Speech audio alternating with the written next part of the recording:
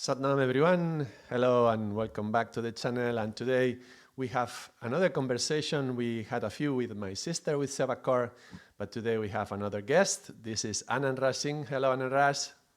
Satnam, happy to be here. Thanks for the invitation. Thank you very much for joining us, taking your time to come and talk to me. And so we can offer something in this channel that's a little bit different. For some time I've been doing these videos and it's just me talking, and I think it's good to have somebody else giving some ideas, fresh ideas, and having a lively conversation. So thank you. And Anand Raj, tell us a little bit about yourself so they can get to know you. So my name is Anand Raj. I'm originally from Germany. I moved about 13 years ago to Norway, and here I'm running Northern Light Academy and Northern Light Yoga, yoga studio in the middle of Oslo, where I'm a Kundalini Yoga lead trainer, and we're educating Kundalini Yoga teachers, besides running a beautiful yoga studio where we offer all different kinds of yoga. Yes, nice. And do you want to say Maybe, something about your art as well? yeah, because it links kind of in our conversation. So I studied art before I moved to Norway, was working internationally as an artist, a multimedia artist. And I always kind of aimed in my art to create spaces in which people can have an experience and are reflected back to themselves. So I had kind of a yogic approach there as well, and then I discovered that yoga is a beautiful tool to actually facilitate exactly that process of self-reflection and going into a personal process. Still, art is very dear to me. I still practice art, and the studio is a place where we exhibit and show what we call soul art. So art that is dedicated to to address soul, heart, consciousness, and find expressions for that. I imagine it's quite different, the perspective of the viewer of the art or the one who is creating the art in terms of transformation. You're talking about how it's a reflection to oneself to help us find who we are and transform ourselves. So how does it affect the artist and how does it affect the one who is watching the piece? Mm. I must say, I think one reason why I also went into yoga is because I found it a bit selfish, my artist practice, because I went always in a very deep process. Like each piece I developed was a beautiful journey. And then when it was ready, of course, there was a piece of art, but I was that actually, people should have experienced the beautiful process that I went through. And I think yoga is in a way a tool to facilitate such a process, such a journey. And a piece of art, it's something monistic. So it is something that it's ready, it's finished, and it's closed. So the process has come to an end. And of course, there is a beautiful art that can trigger a process in a spectator, but not necessarily. So what I'm actually even more interested in than the piece itself is the process that leads to the art piece. I imagine that to communicate something about that process with a finished piece is difficult. It would have to be like like leading a workshop on how to paint or something like that. Then okay, somebody can experience that process. But just by watching the piece, it's going to be difficult to perceive that process, right? I think you need to have already some sort of skill. You need to have an understanding for art to recognize through the piece the process that is behind it. And I think this, it's kind of with everything that has a form of mastery in it. Because then the result, it always looks very easy. It looks like just like meant to be, But you really need to actually know what kind of skills are required, what kind of experience is required to produce something with such a mastery that it looks so easy. Yeah, that sounds like the five paths, the 5 steps to wisdom, right? And I can imagine, like, if I put this in the perspective of of music, like the first time you hear a composition, especially if you don't know anything about music, it's just a lot of noise. And then, okay, if it's harmonious in some way, it's a lot of sound. And then you're perceiving the whole piece by itself, but it's like one thing, like one whole thing, and you don't really know much about that. But then, as you learn something about music, you may perceive, oh, okay, so that's one instrument, and that's another instrument, and they are doing a call and response, and in the background we have this um, percussion that is giving some support to that conversation that they are having, and then you start to identify the different voices, and as you are mastering, you're talking about mastery, so as you are reaching mastery on your connection to music, then you can again go back to the one whole thing, but then feeling the harmony between all the different elements. And I can imagine when you know art, probably your eyes are very different from me when you are looking at a piece of art. And then as you see it, you don't just see the piece, but you see the brush, excuse me, the brush strokes, the technique, the medium that they used, and maybe you can tell what was painted before. So maybe some layers are before others, and then you can go and step back again and see it all at once. Does that make sense? Absolutely. And I think especially with modern art, you always, you never just see the piece as such. You basically see the context in which, like, I mean, there are these famous examples from Marcel Duchamp. So he took a pissoir, and brought this pissoir into a museum. So he just changed the context. But changing the context was the art. So in the in the art world or art understanding that we are living now, it's not so much about the piece itself, it's really just about the context. And when you study art and when you practice art, you develop, you have to develop the skill of reading the contexts.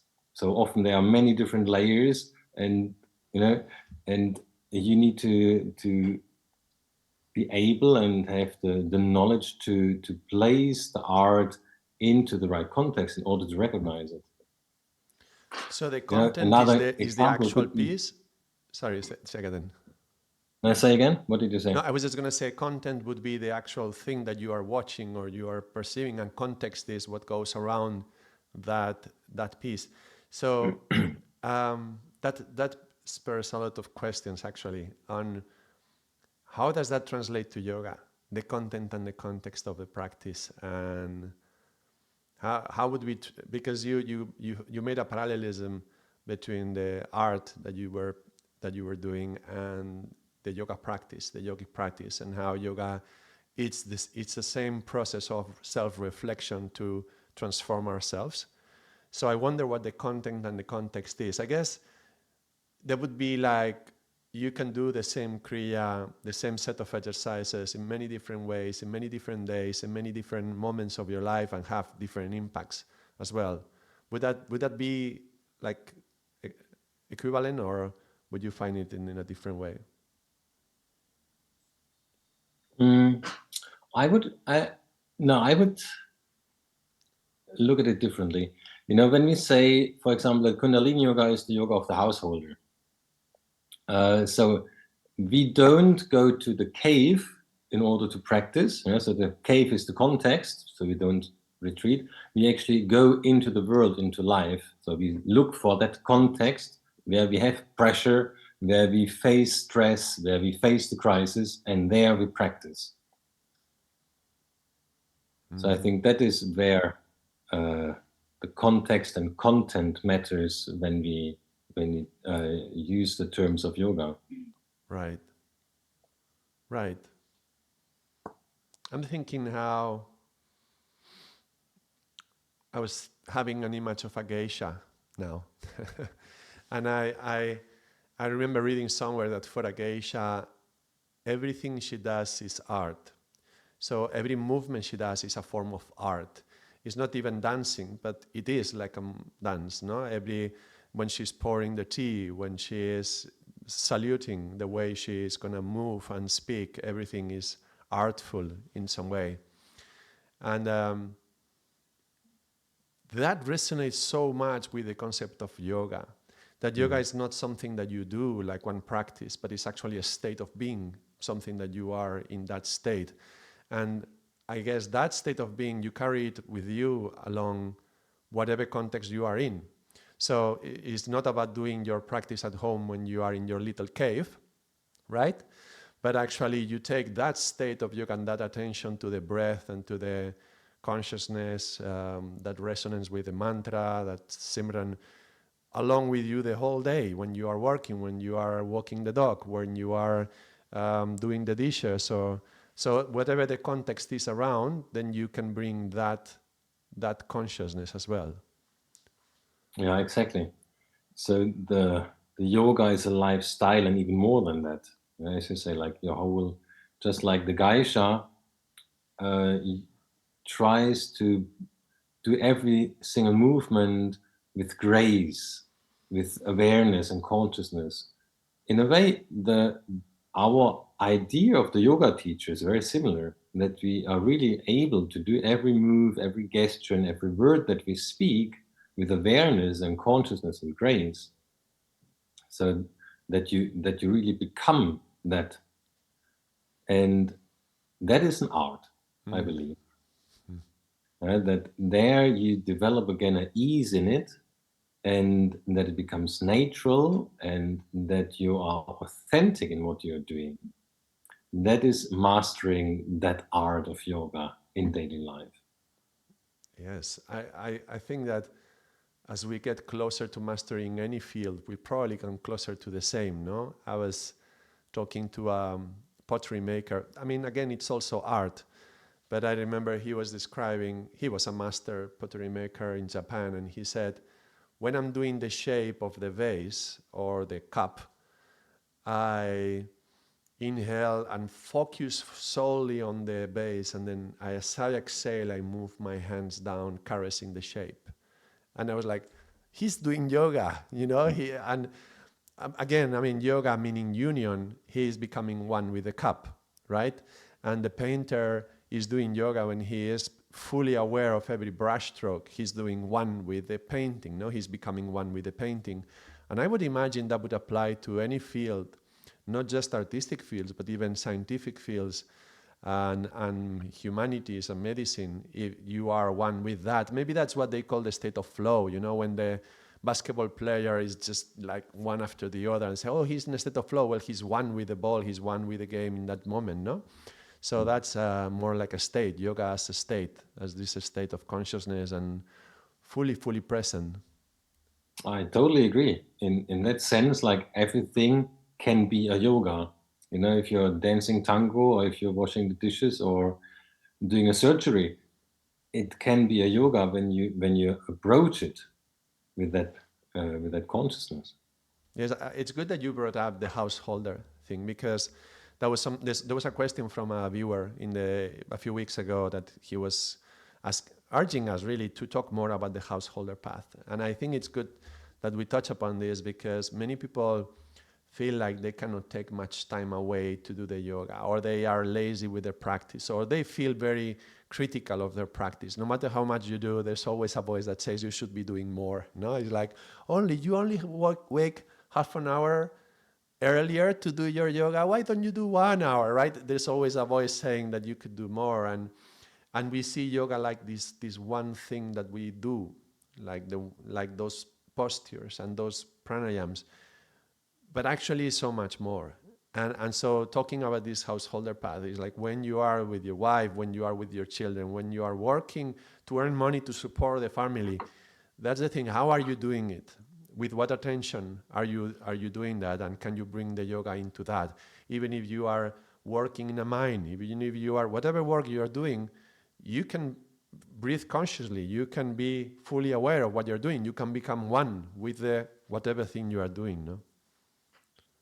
It's interesting. I just had such a thought the other day. I was passing a fitness studio, and that few, people are in there working on some machines, and I thought it's so interesting that our body is so made for for hunting and climbing and gathering and working on the field and building and digging and running, all these kind of things. And so that now we are not really like living a life that where we can accommodate our body anymore on a natural way. So we need to go to such a place in order to feel good and to feel healthy and to take care of our body. And I thought, actually, it's the same thing with the yoga. Uh, our environment should, just like our environment used to invite us to move the body constantly and keep us on a fit level, our environment is actually inviting us constantly to be mindful, to be present, to embrace, to be in contact, to communicate from our heart, to sing, to dance, to play, to balance our chakras. All that stuff that we are doing in yoga is actually something we should do, like just celebrating with our family, with our children, in our village. And I honestly, I try to live my life like that, to involve myself as much as I can. But what is really essential in that I experience again and again is sadhana. I can bring a lot of myself into daily life, but I need some small percentage where I can really anchor myself. And if I lose that anchor, then I get drained. Yeah? And then I'm exhausted. And then I get out of balance and so on. So sadhana is the key. And I believe sadhana doesn't need to be 2.5 hours, also not half an hour, but everybody needs to figure out what is your sadhana. There's something that every person needs to explore. What is it that I have to do so that I can actually engage so fully into life that life itself is a training place, that life itself is a place to practice. But that anchor is something that everybody needs to discover and explore. And linking that actually back to our conversation about creativity, I think this is where creativity comes in. We need to be creative and also courageous to explore what is that? What is that little thing that I need and that I can only give myself? Because I think that's something that nobody else can give you. It's something that you need to discover or invent. So, and I can think of, yeah, okay, a few things that you were mentioning. Because in the natural habitat in the jungle, we are prone to, everything is designed so we run and we jump and we do all these things with the physical body. And with the idea of nowadays, as we go into the world, as we go into the street, as we go into the underground or whatever, we have something else. We have Maya. We have all these things that are trying to capture our attention and trying to distract us. So, trying to, in a way, seduce our awareness to make us lose that anchor that you are talking about. No? So, I imagine what we do in sadhana is to create that anchor stable enough that then when we go outside, whatever is happening out there, all these advertisements, all these billboards, everything that is trying to seduce you into this is not gonna pull you over. It's not gonna hook you because you are stable in that core within you, right? And now you're mentioning this concept of creativity and finding a way to anchor yourself into that as well. Do you have tips on how to do that? Yeah, my tip out of my experience is that very often we have that feeling that we need something. We need a practice, or we need a certain food, or we need a certain teaching or a certain input, or and that original feeling of neediness is then actually also what makes us a victim when we go into Maya. So we are easily seduced. Maya offers us many, many things that we think we might need. And from my experience, it's very often what anchors me is actually not like receiving something, filling that void within me, but actually expressing something. That I express something, I bring something out, and that is filling that void, that is filling that space.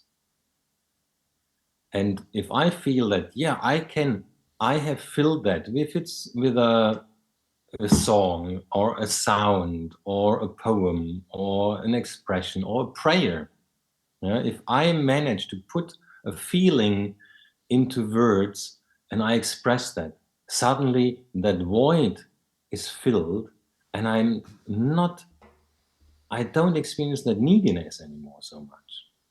That sounds like such an interesting paradox, because it's like if you feel empty and void, expressing that emptiness, even that, expressing that void, that longing, that need, that is already filling the need. That is already filling the void by your expression of it.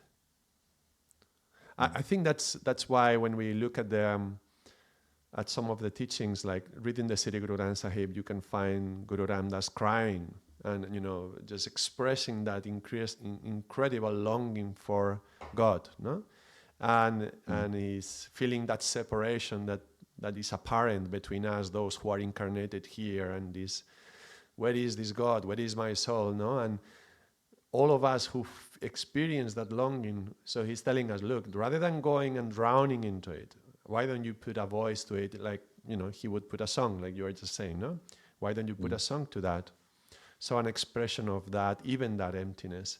But it would be not just the emptiness, right? You mean the expression of whatever is within, not just the expressing that emptiness. I think that could actually really be a very first step and a very honest step. Actually feeling that emptiness and expressing that emptiness and that longing.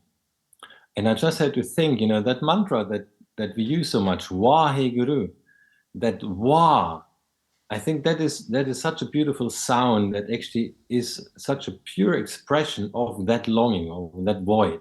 And it's just a pure, like it's a very emotional sound. It's not even a mantra. It's a pure vibration that expresses that wow, that deep rooted emotion.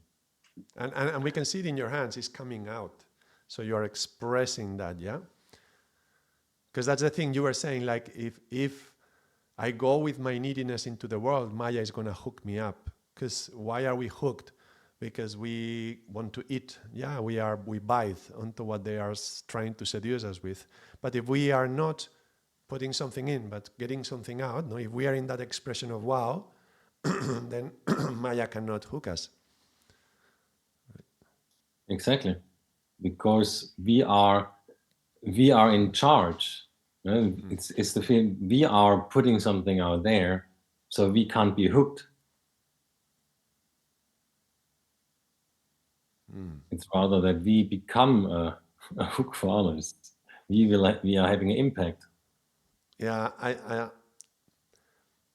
so you were saying these are your suggestions for people to learn how to express, yeah, how to. Excuse me, today my voice. I was just thinking how children do this so naturally. All children, when they are very little, they all love to dance and to sing, even if they are kind of silly songs or silly dances sometimes from our perspective. Yeah, it's like, oh, what is he doing, right? But they love to do it, and that's a self-expression. So how interesting that we lose that, and the creativity as well, because I think there's one of these TED talks on how education kills creativity. How they did these tests on children, Sir Ken Robertson, I think it was, or Anderson or Robertson, something like that, and he was telling about how they do these creativity tests, like giving you something like a clip, and you have to think, what would you do with it, right? And an adult can do 4 things, and a child could do 100 things, right? So how they would do this test, and as the years would move on through the educational system, the child would be maturing, if we can say maturing, and the creativity would be decreasing. So I would say that's probably something related to this main educational system. Your children go to Waldorf school? Mm. Yeah. Have you experienced this with your children, or do you feel like their creativity just keeps on going or is even increased? Well, they are not so old yet. The old one is 11, and I find them very creative. Yeah, I think still a problem is the medias. So there's a lot of screen time that I think is killing creativity, because it's just like getting input and not so much actually being creative and bringing something out there. But I think they are still quite creative. What I had to think about while you were talking is one thing is creativity that children have in a natural way, and that playfulness. And along with that comes also a joy to be with yourself, like that you enjoy yourself.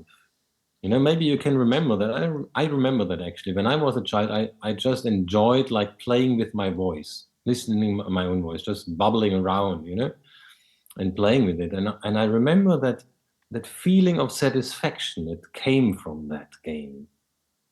And so I had to think that you're not just losing creativity, you are losing actually that satisfaction that you can give yourself, because you lose that, yeah, you lose that joy Do, of do you just think that being. that joy comes from because you are being creative, comes from because you're expressing yourself, or a combination of both, or where does it originate?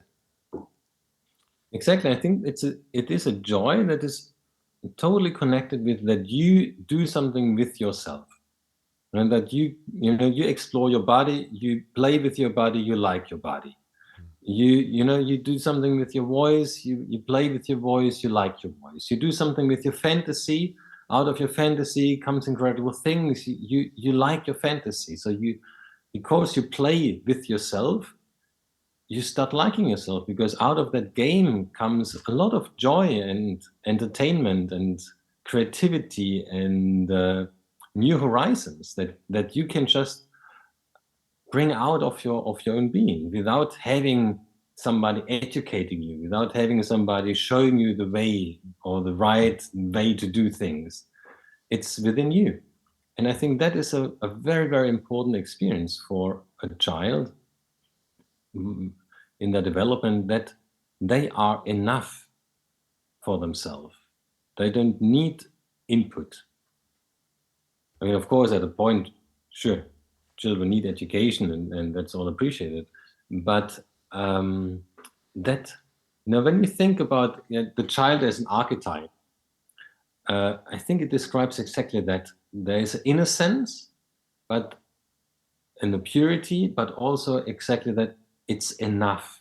It doesn't need anything else. That's what makes a child a child.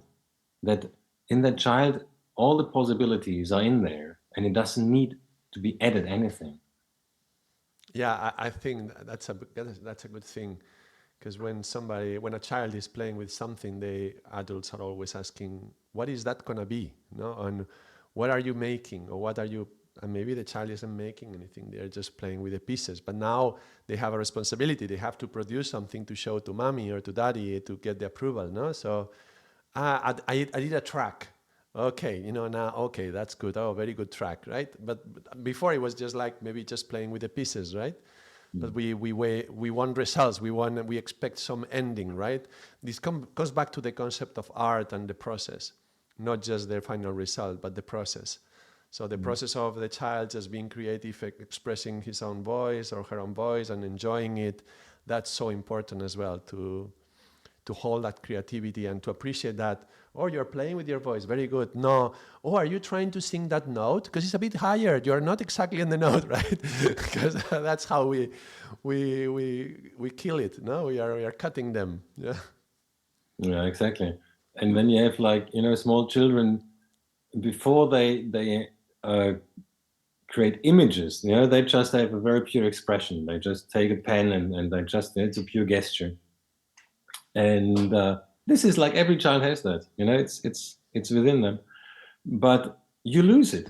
And then after many years of studying art and working and sculpturing and shaping and, you know, and copying reality and working to get results, it's really hard work to get back to that pure, intuitive and impulsive way of drawing.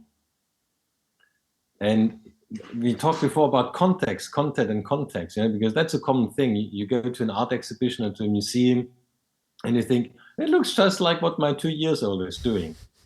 And in a way, it's true.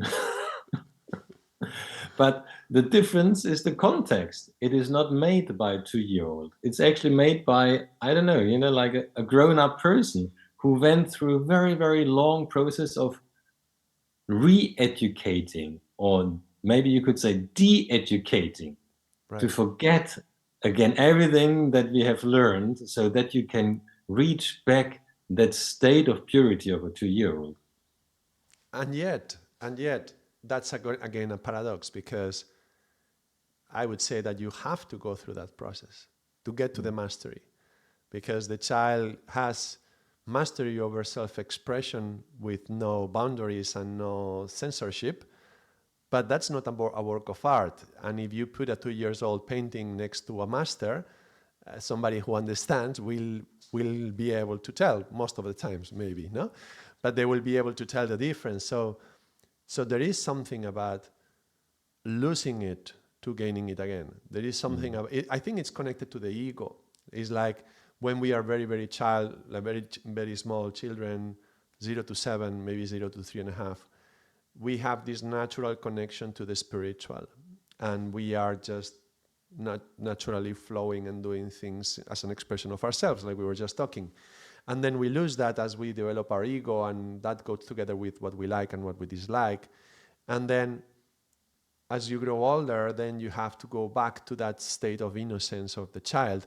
But actually having lost that innocence is important, so that when you regain it, you know what you get. And you know that becomes like a gift, that becomes very like a treasure, something very valuable. There's this concept of twice lost, twice found as well. Like you lose it and then you don't know how you lost it, but then at some point during the adolescence or a bit later on, someday you find it and you are so surprised to find something that you had lost, but because you don't know how you found it, you lose it again. And then eventually then you have to look for, how did I find it? And then eventually consciously reach that, oh, there it is, and then I find it again. And I think that's connected to how the ego plays these tricks, but how the ego is also necessary. How we have to feel separate from the whole of the world and go through our insecurities and all that to then come back to feeling safe and feeling innocent within. Does that make sense also from an artistic perspective, that we have to lose that capacity that the child has naturally? Or would you advocate for trying to not restrict in any way to the child's creativity and to boost it somehow, and not feel that it's part of the journey to lose that? No, I think it is simply part of how we develop as humans, and it's part of becoming it. You know, when you said there's a role, the ego actually has a very important role in that, and I think it's like it has to do with embodying something. The 2-year-old child can be so innocent because it's actually not really yet fully incarnated.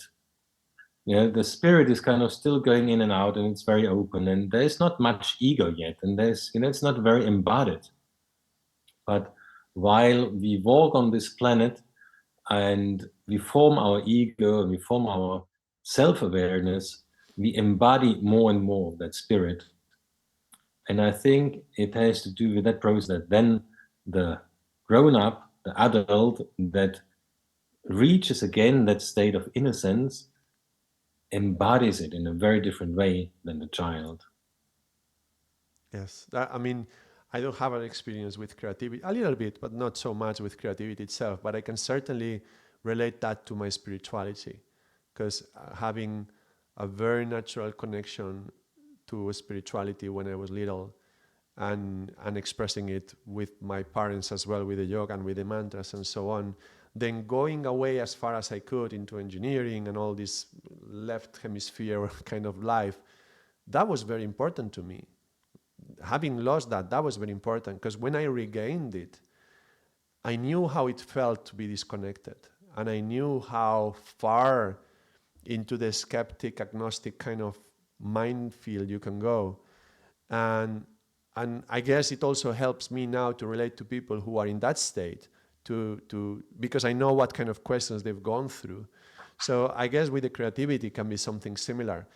Losing that creativity through education, no matter how many, no matter how good we can do the education, I guess we're gonna lose some of it as the ego progresses anyway, and or we are gonna make creativity a slave of what the ego wants. Like I'm creating, but I'm creating so that I get people's appreciation or people's approval, or in the realm of social media that we live nowadays is like to get more likes. So I'm getting something creative just so that I can get more approval of myself, which is not a self-expression of the self in capital letters. That's a self-expression of the small letter self, the ego. So I guess that's another way of losing the creativity. You are making it prisoner to this ego, and then saying, well, even that is necessary, because you know what creativity feels, how it feels imprisoned. And then the day that you turn around and you decide that you're not going to live under those terms anymore, okay, let me find the self-expression the way I was doing as a child. Let me go back to that, just expressing something because I feel that's part of me, and I can put it into maybe a canvas, no? Exactly. What we're losing is the playfulness. Playfulness, And yeah. that's because as you said, playfulness doesn't have a aim. There's not a purpose. It's just play for itself. You're playing with colors, playing with notes, playing with words, just playing with stones on the beach. And playfulness is so undervalued, while Yes. I think it is really the source of evolution.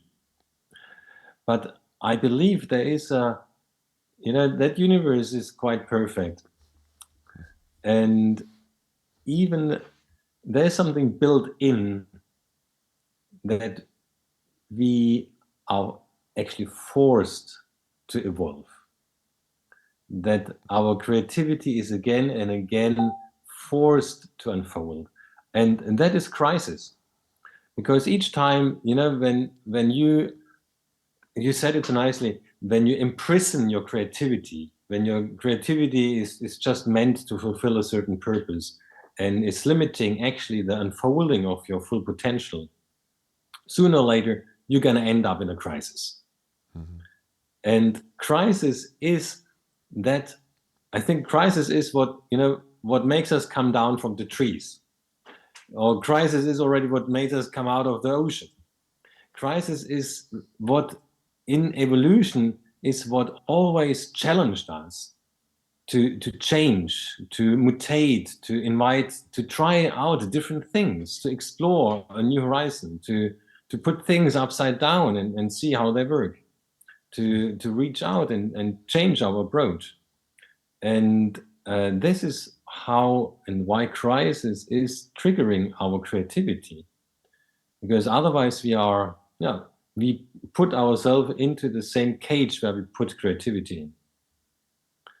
And I thought about it. We have in the yogic teachings, we have the teachings of the life cycles, and I was always wondering, why is it actually designed so stupid that there's always this cluster, this overlap? There's always like that possible crisis coming. I mean, it could be designed also differently, but I think that's exactly the reason. there is in the design, like in the human design, there is a crisis implemented, because we are meant to experience crisis so that we can evolve, so that we can unfold our creativity and change our personality, so unfold our potential. I'm gonna comment something on that, but before that, we have our viewers are sending some messages. Satnam Infinity, hello, welcome to the stream. And Mel's Magic Official says, crisis keeps us humble. Satnam, Mel's and Infinity, thank you for commenting. I was just noticing how you, when you're talking about crisis and how kr of crisis and kr of creativity contain the KR, which are sounds that we associate with in the Mul mantra, ek, con, kar, kar, kr. So the creation, creativity, and crisis. Criticism can put us into crisis, no? It can be critical moment. These are the moments that may produce a jump in evolution, right? From the 3 to the 4. Those of, some viewers of the channel already follow a little bit of the numbers. And so this is like 1, 2, 3, 4. So the in chakras would be from the navel to the heart. And that's a big crisis moment to jump into the heart, right? I would say crisis occurs in the heart, right? In the space of the 4 and the 6, in the space of the heart. But that's the thing with the 3. To jump from the 3 to the 4, that's like a jump in evolution. Maybe the crisis is gonna help. It's like calling you to go up, no? From the 3 to the 4. Well, it's more 6, no? Crisis, but 4 and 6, what I mean. Yeah, but you need to take a leap. Yeah. That is, crisis is what challenges you to take a leap. Certainly. What is it? Because not all crises are going to take us into an evolution. So what are the ingredients that allow for a crisis to be an opportunity to jump into a next evolved version of yourself, and which way to manage a crisis is going to bring us into the motion and going back into our karmic patterns? That's a very good question, yeah.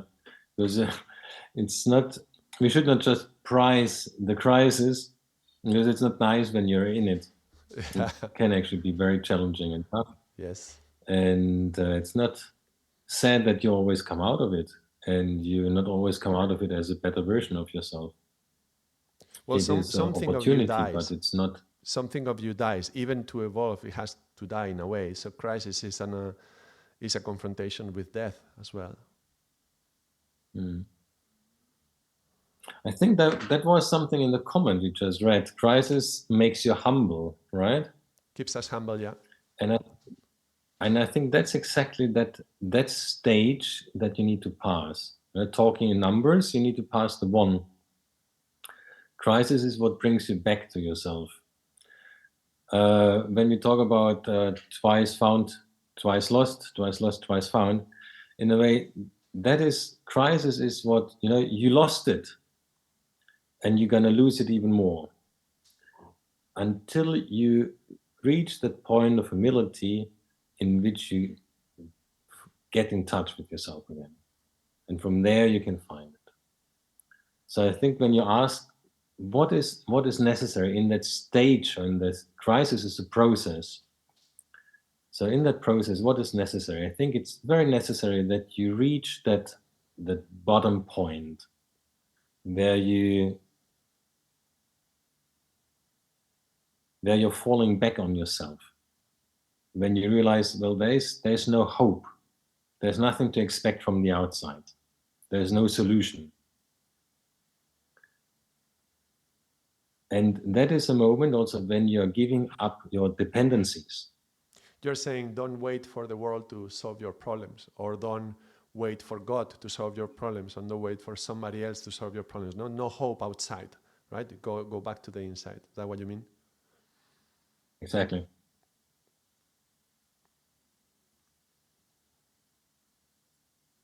Exactly. And if you're not reaching that point, I think then crisis can go on and on and on.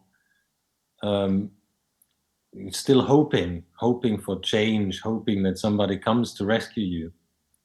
But that will not happen. Crisis can only become a game changer when you give up hope.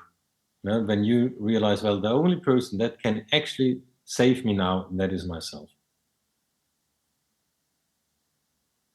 It's funny because the way you are saying it, it could sound like ego, but we are talking, this is humble. This is about humility. It's going back to humility.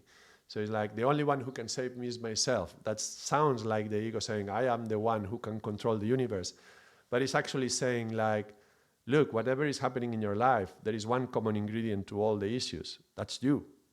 So you have to deal with something, deal with yourself, because that's the common ingredient to everything that's happening.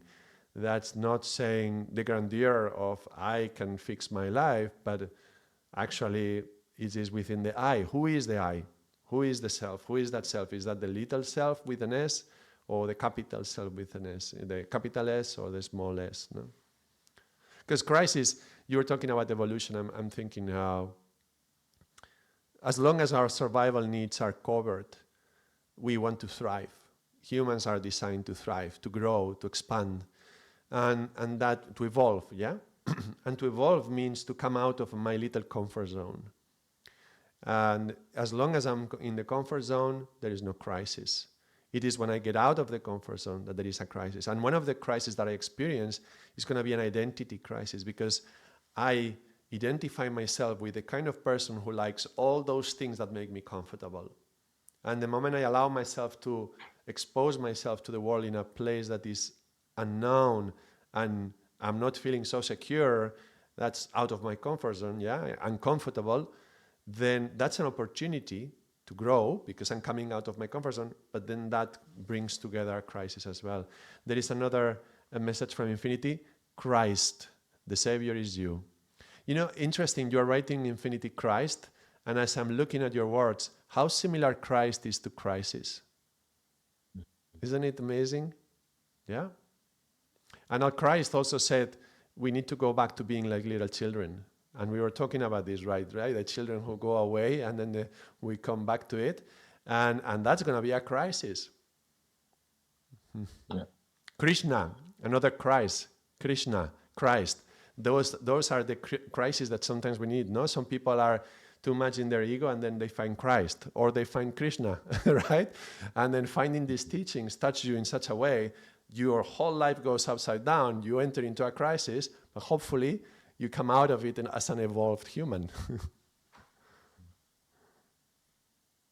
Exactly. I had a thing about, there's this, it's a story about that the fifth guru who wrote this this mantra, and then he couldn't really continue it, and he was like in this crisis. Not sure if it's right, but it says he was stuck. Then he went to Baba Siri Chand. You're talking about Guru Arjan Dev from the Sikh Gurus, right? Exactly, Guru Arjan Dev. So he was writing the Sukhmani Sahib, and I'm not sure if that story is true, but at least this is how Yogi Bhajan used to tell that story. That Guru Arjan Dev didn't know how to continue his writing, and he went to Baba Siri Chand as a saint and a holy man to ask him for help. And Baba Siri Chand basically just gave him, like, just changed one sound. So the mantra is Art such, Jagat such, Hevi such, Nanaka be such. And then Baba Siri Chand just said, use Hebe such. Just change that sound, Hebe such. And it opened the flow of creativity. And I found this is such a beautiful example how sometimes when you are stuck, in a crisis, in a situation, how you just need to turn things a little bit around, or maybe then the universe meets you and gives you the present that just shifts your angle slightly, and suddenly that flow of creativity can open up again. And now this, we have this beautiful mantra, which is actually just meant to open that flow, to open the blockages in your life. And I think this is a beautiful, just to link it back to the yoga, how yoga is a kind of observing these mechanisms in life and makes them a tool. So when we are in a crisis, when we feel stuck, when we feel that there is an energetical blockage in our life, that we can actually don't have to go all the way through the process. No, we can actually receive these teachings and apply them. And by using that mantra, change, just like by changing one sound, we are changing completely a frequency and allowing a flow of creativity to happen again. That comes back to when you were playing with your voice as a child, right? Just changing one sound into another, see what happens. Yeah. So let me give you a little bit of context to your story. So I don't know if all viewers are familiar with the tradition of the Sikh gurus, but it all started with Guru Nanak. He would be the first one, and he would be the first one of a line of 10 gurus, and then there was a book written out of the teachings of these 10 gurus. But he would, this line would be 1, 2, 3, 4, 5. And the fifth guru that Anand Raj was mentioning, that would be Guru Arjan. He was asking Baba Siri Chand. Baba Siri Chand was the son of Guru Nanak. So you have to have, I think this context is interesting because Guru Nanak being this holy man who would just walk around and he would just chant, really, he would just be singing. One of his sons was a yogi, and he would go into the Himalayas and he would create, well, he would become very important, like the head of his order. And we're talking about the fifth guru, so that's over, I don't know, was it like 130, 150 years later? So we're talking about the first son of Guru Nanak was still alive by then. So this is one of those cases where in India you have these stories of yogis who would be 130, 150 years or maybe even longer. And he was there accompanying the different gurus and recognizing when he came down from the mountains and he saw Guru Ramdas and said, well, are you the continuation of the lineage from my father? And he recognized and he decided, well, you are the king of the yogis, right? He would say that Guru Ramdas was the king of the yogis, and then after Guru Ramdas would be this fifth guru, and he was still there to give these little mastery clues. No? Just change this vowel from this to this. How amazing! Eh? Can you chant it a few times, that mantra, so that people know if anybody feels in a blockage, how can they help through the chanting of a mantra undo this blockage that we were talking, even blockage of creativity like you were suggesting? Would you mind doing it? No, absolutely, I would love to. So it's Art Sach, Jugaad Sach, Hades Sach, Nanako Sibe Sach. Art Sach, Jugaad Sach, Hades Sach, Nanako Sibe Sach. Art Sach, Jugaad Sach, Hades Sach, Nanako Sibe Sach. Art Sach, Jugaad Sach, Hades Sach, Nanako Sibe Sach. Thank you very much. So that's great. Do you have a particular mudra or meditation that you practice with this mantra? I mean, you can use basically any mudra. It's nice, to just simply to place the hands on the heart, in order to connect with yourself. It's not given with a specific mudra. It's sometimes given in combination with other mantras. But I think it works totally fine by itself. Thank you very much. Well, I think it's lovely. I think we reach a very nice place in the conversation. And we are reaching 1 hour, and this is the commitment we had for 1 hour. And Raj, how can people reach you? Do you have some website and some place where you expose your art, where you put your art or whatever you do? How can they find you? Beautiful. Yeah, so there are 2 websites. If you want to explore my art, you can go to theuniverseisabody.com. that is an archive where I'm uploading like more and more of my art. And if you want to see my work as a therapist and yoga teacher, you go to northernlightyoga.no. Thank you. Thank you so much. Later, write it to me in the WhatsApp and I will put it in the description of this video. So anybody who is watching, no, it is not in the description of the video right now, but it will be, and it will be in the edited version as well. Anand Raj, we are getting some messages, Adnan, beautiful souls, and thank you so much for this conversation. Thank you, and thank you, Isabel, also for connecting. Thank you, everyone, for watching, and especially thank you, Anand Raj, for taking your time and coming and talk to us. It was a great pleasure, Ardaas Singh. All the best to you. Bye-bye, everyone. Sadnam, take care.